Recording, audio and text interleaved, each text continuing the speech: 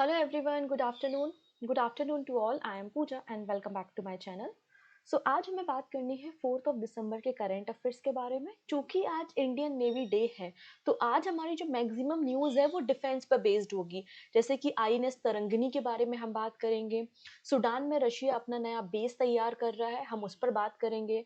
हम अपनी ब्रह्मोस मिसाइल पे बात करेंगे। तो इस तरीके से डिफेंस न्यूज़ को पहले कवर करेंगे और फिर हम बाकी देश दुनिया की खबरों पर बात करेंगे। ओके, तो आइए स्टार्ट कर लेते हैं 4 दिसंबर के इम्पोर्टेंट करंट अफेयर्स।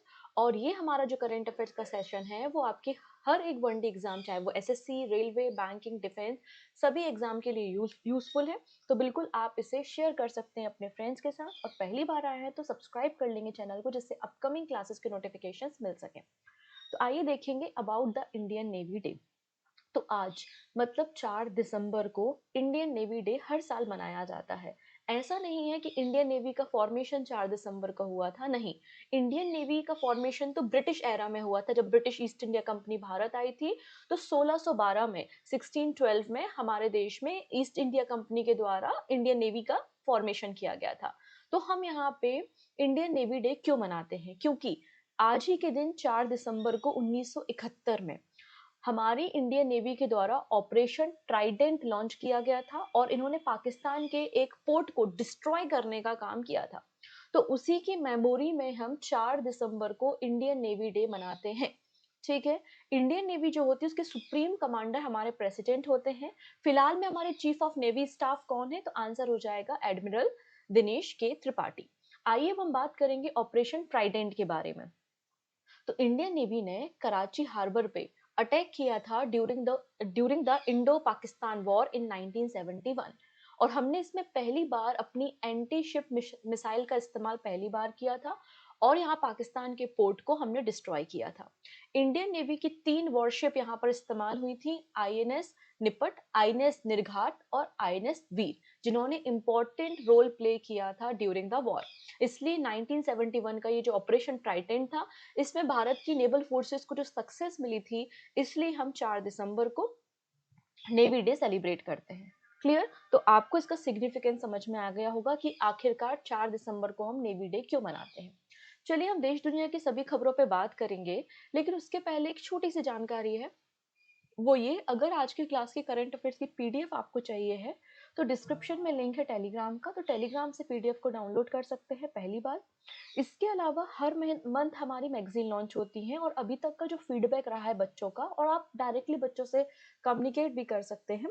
तो अभी तक का जो फीडबैक रहा है कि डायरेक्टली क्वेश्चन मैगजीन से, एमसीक्यू से आए हुए हैं। तो आप लोगों के लिए करंट अफेयर्स मैगजीन नवंबर मंथ की, जिसमें टॉप 300 एमसीक्यू और वन लाइनर्स है। साथ ही साथ हमारी करंट अफेयर्स की magazine, banking current affairs magazine भी अवेलेबल है, प्रिंटेबल फॉर्मेट में है, 1 साल की वैलिडिटी के लिए है, आप इसे डाउनलोड कर सकते हैं एप्लीकेशन से। डन। चलिए अब बात करते हैं आईएनएस अरिदमन के बारे में। अब आईएनएस अरिदमन क्या है? तो आप लोगों ने nuclear powered ballistic missile submarine के बारे में सुना होगा। सबमरीन वो होती है जो पानी के अंदर सबमर्ज हो जाती है और अंदर से अटैक करती है, राइट? तो इंडिया ने आईएनएस अरिदमन को कमीशन किया है। ठीक है, इंडिया ने रिसेंटली आईएनएस अरिदमन को कमीशन किया है और ये भारत की तीसरी इंडिजीनियसली डेवलप्ड, मतलब जो पूरी तरीके से भारत में निर्मित और विकसित की गई हो, nuclear powered ballistic missile submarine है। ठीक है। तो अगर आपसे पूछा जाए कि आईएनएस अरिदमन क्या है, तो आप बताएंगे भारत की indigenously developed nuclear powered ballistic missile submarine है और ये भारत की तीसरी है। ठीक है। और अरिहंत क्लास जो न्यूक्लियर सबमरीन है उसका ये पार्ट है, अरिहंत क्लास सबमरीन का पार्ट है। इसकी बिल्डिंग कहाँ हुई है, इसे तैयार किसने किया है? तो constructed under the advance technology vessel project. अभी हम इस प्रोजेक्ट के ऊपर डिस्कशन करेंगे, आखिरकार ये एडवांस टेक्नोलॉजी वेसल क्या है। तो यहाँ पे हमारे देश में एक प्रोजेक्ट चलता है एडवांस टेक्नोलॉजी वेसल प्रोजेक्ट, उसके अंदर शिप बिल्डिंग सेंटर विशाखापट्टनम में इसे तैयार किया गया है। इसमें 90% इंडिजीनियस कंपोनेंट है, मतलब भारत के कंपोनेंट यहाँ पर इस्तेमाल किए गए हैं। ठीक है। अगर हम इस एडवांस टेक्नोलॉजी वेसल प्रोग्राम के बारे में बात करें तो 1980s में इस प्रोग्राम की शुरुआत हुई थी। इसका पर्पस था न्यूक्लियर पावर सबमरीन्स को तैयार करना। तो हमारी जो पहली न्यूक्लियर पावर सबमरीन हमने तैयार की थी वो थी आईएनएस अरिहंत, इसलिए इसका नाम अरिहंत क्लास पड़ गया। आईएनएस अरिहंत को हमने 2009 में कमीशन किया था, 2009 में लॉन्च किया था और 2016 में कमीशन किया था। और इसके साथ ही भारत विश्व का 6वें नंबर का देश बन गया था जिसके पास nuclear power ballistic missile submarine आपको देखने को मिलेगी। इसके बाद अरिहंत के बाद हमने लॉन्च किया था आईएनएस अरिघात को 2024 में, और अब तीसरी जो है वो आईएनएस अरिदमन आपको देखने को मिल जाएगी। तो ये तीनों की तीनों हमारी सबमरीन है, इसलिए आप इन तीनों को याद रखेंगे। नेक्स्ट बात करते हैं आईएनएस तारागिरी। हमारे देश में एक प्रोजेक्ट चलता है विच इज प्रोजेक्ट 17A। इस प्रोजेक्ट 17A के अंदर हम अपने देश में तैयार करते हैं फ्रिगेट्स। ठीक है, कुछ इस तरीके से लंबे लंबे जहाजों को, शिप को हम तैयार करते हैं, और इसी प्रोजेक्ट का नाम है प्रोजेक्ट 17A।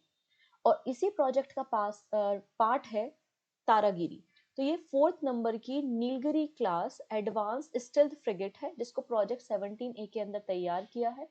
इसको तैयार किया है Mazagon dock ship builder limited के द्वारा मुंबई में। अगर हम बात करें प्रोजेक्ट 17A की सभी फ्रिगेट्स के बारे में, सभी शिप्स के बारे में, ठीक है, इसे डिजाइन किसने किया है? ब्यूरो ऑफ नेवल डिजाइन ने किया है। इसका कंस्ट्रक्शन किसने किया है? Mazagon dock ship builder limited ने किया है। सबसे पहली थी आईएनएस नीलगिरी, फिर हिमगिरी आई, फिर उदयगिरी आई, अब तारागिरी आ रही है। और तारागिरी के बाद जो अपकमिंग आएगी, जो नेक्स्ट आएगी, वो आपको दूनागिरी देखने को मिल जाएगी। अब ये ब्रह्मोस सुपरसोनिक क्रूज मिसाइल से लैस है, मतलब इस फ्रिगेट के जरिए, इस जहाज के जरिए आप ब्रह्मोस मिसाइल को लॉन्च कर सकते हो। उसमें ब्रह्मोस मिसाइल आपको इंट्रीगेट देखने को मिलेंगी। इसके अलावा आपको short range surface to air missile, medium range surface to air missile भी इसमें देखने को मिल जाएंगी। टॉर्पीडो लॉन्च कर सकते हैं, रॉकेट लॉन्च कर सकते हैं, और 75% इंडिजीनियस कंपोनेंट्स यहाँ पर इस्तेमाल किए गए हैं। चलिए अब बात करते हैं सूडान के बारे में, जिसकी कैपिटल खार्तूम है। सूडान के लिए आपको अफ्रीका कॉन्टिनेंट जाना पड़ेगा। अफ्रीका कॉन्टिनेंट में ये रेड सी है, लाल सागर। ठीक है, तो ये जो रेड सी है इससे लगा हुआ एक देश है सूडान। अब आपको पता है यहाँ पर लगातार होती रिबेल्स भी इंक्रीज हो रहे हैं, और यहाँ पे चाइनीज पावर और अमेरिकन पावर भी इंक्रीज हो रही है। यहाँ पर आपको एक देश देखने को मिलता है विच इज जिबूती, और जिबूती में आपको चाइना का बेस भी देखने को मिलेगा। तो एक तरीके से अमेरिका और चाइना की जो पावर है वो लगातार इंक्रीज हो रही है in the Red Sea, in the Suez Canal. और स्वेज कैनाल और रेड सी जो है हमारे पूरे वर्ल्ड का 12% जो ट्रेडिंग होती है, 12% जो व्यापार होता है इसी रास्ते से होता है। मतलब बहुत ही बिजिएस्ट रूट है और बहुत ही ज्यादा ट्रेड के लिए इंपॉर्टेंट रूट है। लेकिन लगातार अमेरिकन पावर और चाइनीज पावर यहाँ इंक्रीज हो रही है, तो रशिया ने भी कोशिश की कि क्यों ना हम अपनी पावर को इंक्रीज करें। तो रशिया ने कॉन्ट्रैक्ट किया है सूडान के साथ, और रशिया अपना पहला बेस अफ्रीका कॉन्टिनेंट में बना रहा है। कहाँ पर? सूडान में। तो Sudan approve an agreement allowing Russia to establish its very first naval base on the African soil। तो अफ्रीकन सॉइल में, सूडान में रशिया का पहला नेवल बेस तैयार होगा। ठीक है, क्योंकि रेड सी का अपना इंपॉर्टेंट है। रेड सी वर्ल्ड का one of the busiest route है, 12% ग्लोबल ट्रेड को होल्ड करता है। और सूडान में स्वेज कैनल और रेड सी के पास इस पोर्ट को तैयार किया जाएगा। ठीक है, अगर हम बात करते हैं पूरे एग्रीमेंट के बारे में, तो ये एग्रीमेंट जो है वो 25 सालों का है। और ऑटोमेटिकली अगर दोनों पार्टीज मतलब रशिया और सूडान एग्री हैं, तो ऑटोमेटिकली ये 10 ईयर के लिए एग्रीमेंट एक्सटेंड हो जाएगा। यहाँ पर एक रशिया का बेस बनेगा, स्टेशन बनेगा, जिसमें 300 पर्सनल्स रह सकते हैं। ठीक है, तो ये 25 सालों का एग्रीमेंट आपको मिलेगा। चलिए अब एक और आइलैंड के बारे में बात करते हैं जिसका नाम है वित्रा आइलैंड। वित्रा आइलैंड लक्षद्वीप का एक पार्ट है, मतलब इंडियन टेरिटरी का ही पार्ट है। और अब government of India, Indian government जो है वो एक तरीके से इंडियन ओशियन में, अरेबियन सी में अपनी प्रेजेंस को बढ़ाने के लिए अपना नया नेवल अटैचमेंट तैयार कर रही है। तो India is set to increase military present in the Lakshadweep with a new naval detachment on Vitra island. यहाँ पर देखो ये लक्षद्वीप के नंबर ऑफ आइलैंड्स है, राइट। यहाँ पर आपको देखने को मिल रहा है this is the Vitra island. तो वित्रा आइलैंड में तैयार हो रहा है, एयरफोर्स फैसिलिटी तैयार की जाएगी। इसके पहले ऑलरेडी लक्षद्वीप के दो आइलैंड्स हैं, एक है मिनिकॉय और एक है अगेती। इन दोनों में आपको एयरफोर्स फैसिलिटी देखने को मिल जाएगी और फर्दर हम एक्सपांड कर रहे हैं। तो सिंपल सा क्वेश्चन है कि विक्ट्रा आइलैंड कहाँ पर है, ऐसा क्वेश्चन आपसे पूछा जाएगा। ये आपका स्टैटिक सेगमेंट है। और अभी जो आईबीपीएस का मेंस हुआ था, आपने देख ही लिया कि बहुत सारे क्वेश्चन स्टैटिक पूछे गए थे। मतलब वापस से थोड़ा थोड़ा सा झुकाव जो है वो करंट अफेयर से स्टैटिक की तरफ जा रहा है। और स्टैटिक ऐसे रैंडम नहीं आते, स्टैटिक वहीं से आते हैं जो करंट अफेयर्स में न्यूज में होता है। तो विक्ट्रा आइलैंड एक बहुत ही प्यारा स्टैटिक क्वेश्चन बन सकता है जो कि हमारे करंट अफेयर से संबंधित है। नाउ बात करते हैं Indian army carries out successful BrahMos missile test. तो आप बोलेंगे मैम ब्रह्मोस की टेस्टिंग तो हो चुकी थी। बिल्कुल सही बात है, ब्रह्मोस की टेस्टिंग तो पहले की जा सकी चुकी थी। पहले जो ब्रह्मोस की टेस्टिंग हुई थी उसकी रेंज लगभग 280 किलोमीटर की थी। अब हम चाहते हैं कि हम इसका लार्ज या लॉन्ग रेंज वर्जन लॉन्च करें। हम इसका क्या करें, लॉन्ग रेंज वर्जन लॉन्च करें जिसकी रेंज अप टू 800 किलोमीटर्स की हो। मतलब पाकिस्तान की जो सबसे आउटर टेरिटरी है वहां तक हमारी मिसाइल पहुंच जाए, ये हमारा पर्पस है। क्योंकि ऑपरेशन सिंदूर में काफी अच्छा परफॉर्मेंस ब्रह्मोस का रहा है और उसी के सक्सेस के बाद हमने डिसाइड किया कि हम ब्रह्मोस का एडवांस वेरिएंट जो कि लॉन्ग रेंज क्रूज मिसाइल होगा उसे लॉन्च करें। तो ब्रह्मोस मिसाइल एक क्रूज मिसाइल है, पहली चीज। इसकी स्पीड अप टू 3 मैक तक आपको देखने को मिलेगी, मतलब 3 times the speed of sound. ठीक है, ब्रह्मोस का जो हमने वेरिएंट पहले लॉन्च किया था वो शॉर्ट रेंज था, 280 किलोमीटर तक की रेंज थी। लेकिन अभी हमने जो टेस्टिंग बे ऑफ बंगाल में की है वो रेंज 800 किलोमीटर की आपको देखने को मिल जाएगी। बे ऑफ बंगाल में हमने एक ऑब्जेक्ट रखा जो कि 800 किलोमीटर की डिस्टेंस में था, उसको डिस्ट्रॉय करने का काम किया है। अब इसे तैयार किया किसने किया है, मतलब ये बे ऑफ बंगाल में जो टेस्टिंग हुई है वो किसकी मदद से हुई है। तो आंसर हो जाएगा BrahMos regiment of southern command and tri service Andaman and Nicobar command की मदद से यहाँ पर किया गया है। अगर हम ब्रह्मोस की बात करें तो ब्रह्मोस एक वर्ल्ड की फास्टेस्ट बोलेंगे क्रूज मिसाइल है और इंडिया और रशिया का जॉइंट वेंचर आपको देखने को मिल जाएगा। इंडिया की जो ब्रह्मपुत्र नदी है और रशिया की जो मोस्कावा नदी है, उन दोनों को मिला के ब्रह्मोस नाम यहाँ पे बना है। और एक 2 स्टेज आपको मिसाइल सिस्टम देखने को मिल जाएगा। साथ ही साथ ब्रह्मोस के नए वर्जन को, नए वेरिएंट को बनाने के लिए लखनऊ में फैक्ट्री भी लगाई गई है। तो लखनऊ में उत्तर प्रदेश में एक फैक्ट्री स्टेब्लिश की गई है under the Uttar Pradesh defence industrial corridor, जिसकी कॉस्टिंग 300 करोड़ रुपए है। और इसे तैयार किया है defence research and development organisation, मतलब डीआरडीओ, गवर्नमेंट ऑफ इंडिया और रशियन कंपनी एनपीओएम ने, जिसमें इंडिया के शेयर 50.5% आपको मिल जाएंगे, वहीं रशिया के शेयर्स आपको 49.5% मिलेंगे। और ये आपकी एक मैन्युफैक्चरिंग यूनिट है ब्रह्मोस के लिए। ठीक है, तो लखनऊ में आपको ये यूनिट देखने को मिल जाएगी। डन। तो ये थे हमारे डिफेंस का सेगमेंट। चलिए अब और कुछ बातें कर लेते हैं। Tax Rhames scheme, advance research and innovation in India textile industry. तो रिसेंटली गवर्नमेंट ऑफ इंडिया ने टैक्स रेम्स स्कीम को अप्रूव किया है। ठीक है, तो टैक्स रेम्स स्कीम का फुल फॉर्म आपसे पूछा जा सकता है। ठीक है, textile focus research assessment monitoring planning and startup. ठीक है, textile focus research assessment monitoring planning and startup, ये टैक्स रेम स्कीम है।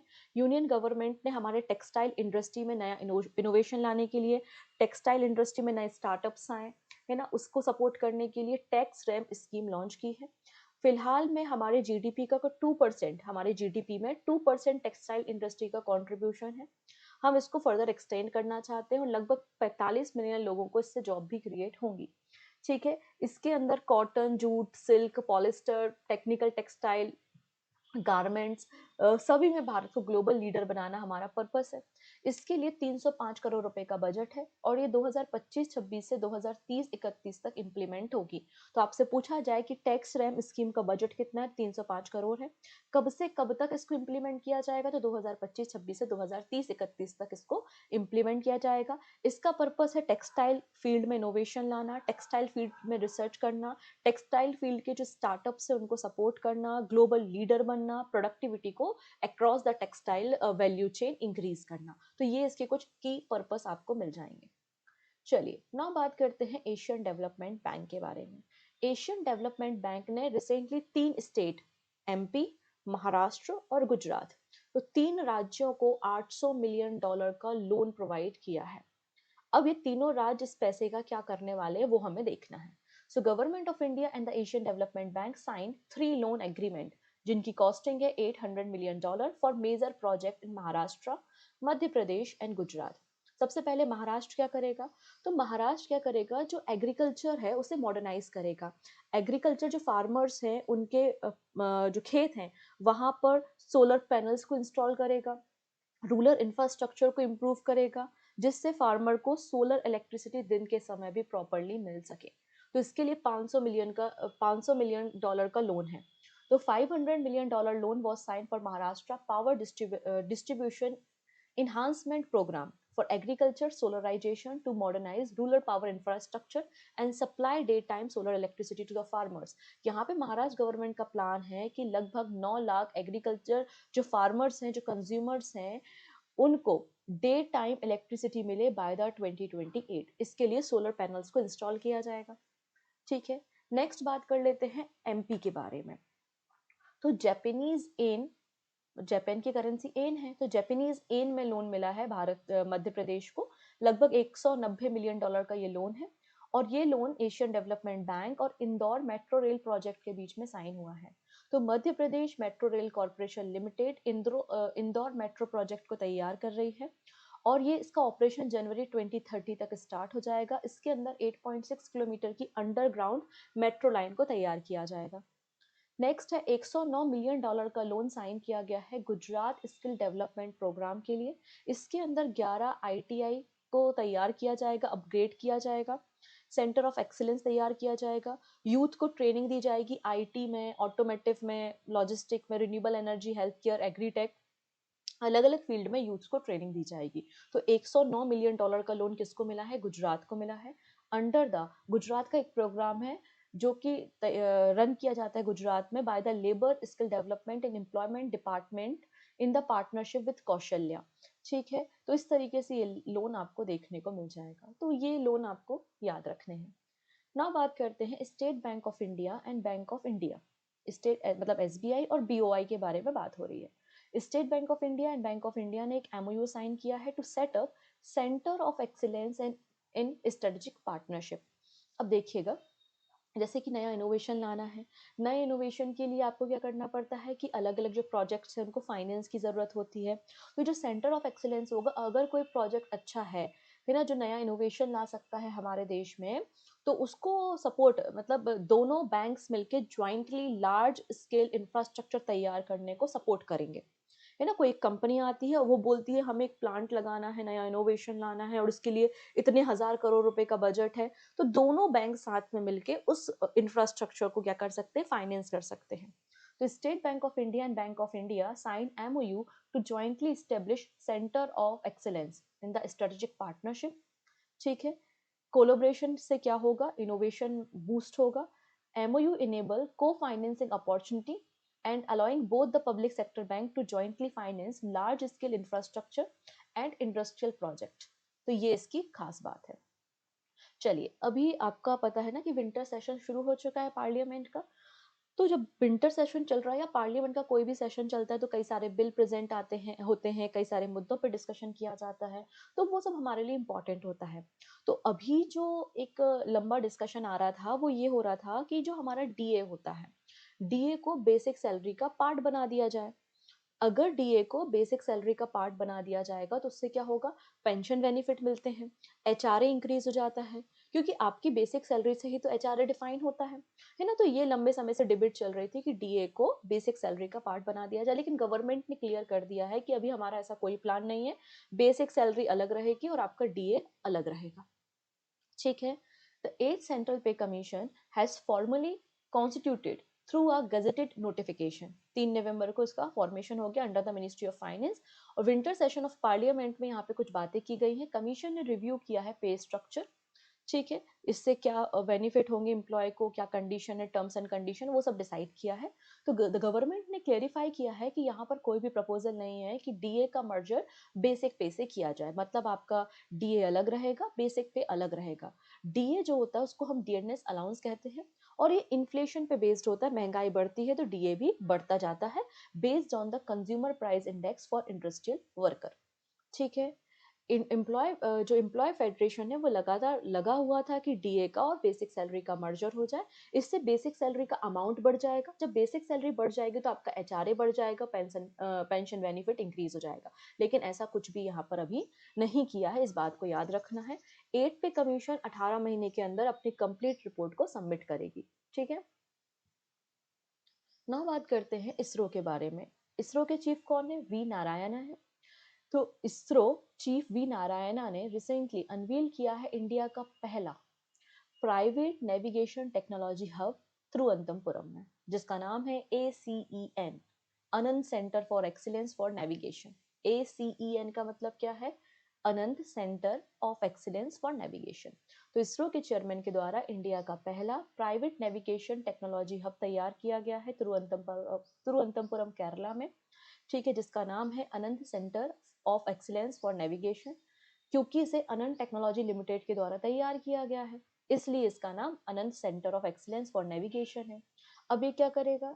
ये जो है हमारा जो इंडिया का नेविगेशन सिस्टम है, इंडिया का जो नाविक सिस्टम है, global satellite navigation system, receiver, sensor, है ना, इन सब को फोकस करेगा। इंडिजिनियस तरीके से इनका डेवलपमेंट किया जाएगा। इसे इंडिया के नाविक के साथ भी इंटीग्रेट किया जाएगा। ठीक है, with the global positioning system. ठीक है, तो इससे ये फायदे होंगे कि satellite launching vehicle, missile, aircraft, वो सारी चीजें भी यहाँ डेवलप की जाएंगी। ठीक, चलिए अब 2-3 इंपॉर्टेंट पर्सन है। पहले पर्सन है रोहित शर्मा, जिन्हें हिटमैन भी कहा जाता है। इन्होंने रिसेंटली जो ओडीआई क्रिकेट हो रहा है, ओडीआई जो मैचेस हो रहे हैं, वनडे इंटरनेशनल, तो उसमें इन्होंने इन्होंने हैट्रिक बना दी है। इन्होंने हिस्ट्री क्रिएट कर दी है सबसे ज्यादा 6 लगाने के लिए। तो इंडिया के जो रोहित शर्मा है ये हाईएस्ट 6 हिटर बन चुके हैं ओडीआई में। इन्होंने पाकिस्तान के जो शाहिद अफरीदी हैं उनके रिकॉर्ड को भी ब्रेक कर दिया है। ठीक है, ओडीआई जो अभी अगेंस्ट साउथ अफ्रीका हो रहा था रांची में, वहां पर उन्होंने इस हिस्ट्री को क्रिएट किया है। ठीक है, तो आपको अगर पूछा जाए कि ओडीआई क्रिकेट में सबसे ज्यादा 6 किसने लगाए हैं, तो रोहित शर्मा आपको देखने को मिल जाएंगे। ना बात करते हैं सेंचुरी के बारे में। तो सबसे ज्यादा सेंचुरी बना ली है विराट कोहली ने। तो Virat Kohli register record 52 ODI century, और इन्होंने सचिन तेंदुलकर के रिकॉर्ड को ब्रेक किया है। सचिन तेंदुलकर जी के नाम पर 49 ओडीआई सेंचुरी का रिकॉर्ड है, लेकिन उसको ब्रेक किया विराट कोहली ने। और विराट कोहली ने ये जो साउथ अफ्रीका के अगेंस्ट आपका साउथ अफ्रीका के अगेंस्ट जो मैच हो रहा था ना रांची में, तो इसमें इन्होंने 52 ओडीआई सेंचुरी बना ली है। ठीक है, तो ये आपको दोनों चीजें याद रखनी है। अगला नाम जो कि बहुत इंपॉर्टेंट है, मनाली क्षीरसागर। मनाली क्षीरसागर जो है ये नागपुर यूनिवर्सिटी की नई वाइस चांसलर बन चुकी हैं। नागपुर यूनिवर्सिटी 1923 में बनी थी, 1923 में, और 100 से ज़्यादा साल हो चुके हैं, लेकिन अभी तक कोई भी फीमेल वाइस चांसलर आपको नहीं देखने को मिली थी। लेकिन नागपुर यूनिवर्सिटी की पहली महिला, पहली फीमेल वाइस चांसलर बन चुकी हैं, जिनका नाम है मनाली। और ये अपॉइंटमेंट 5 सालों के लिए हुई है, और गवर्नर ऑफ इंडिया के द्वारा यूनिवर्सिटी के वाइस चांसलर की अपॉइंटमेंट की जाती है। बात समझ में आ रही है? डन इतनी चीजें? ओके, चलिए अब कुछ एमसीक्यूज देख लेते हैं। पहला है संचार साथी। कल मैंने आप लोगों को संचार साथी के बारे में बताया था। इसे किसने डेवलप किया है? तो डिपार्टमेंट ऑफ टेलीकम्युनिकेशन, मतलब ऑप्शन नंबर सी बिल्कुल करेक्ट हो जाएगा। ठीक है, ऑप्शन नंबर सी बिल्कुल यहाँ पे करेक्ट हो जाएगा। चलिए नेक्स्ट क्वेश्चन क्या है?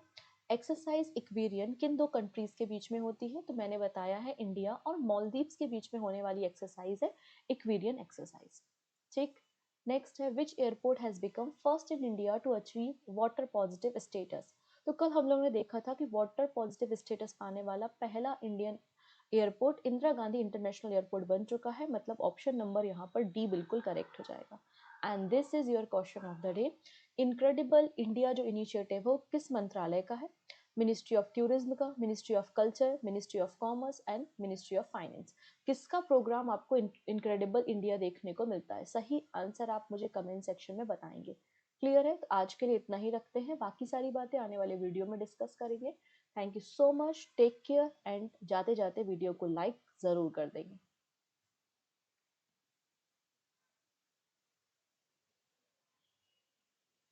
1 सेकेंड, मेरा सिस्टम हैंग हो गया। एग्जिट कैसे करूँ अब मैं? 1 second guys. What's going on?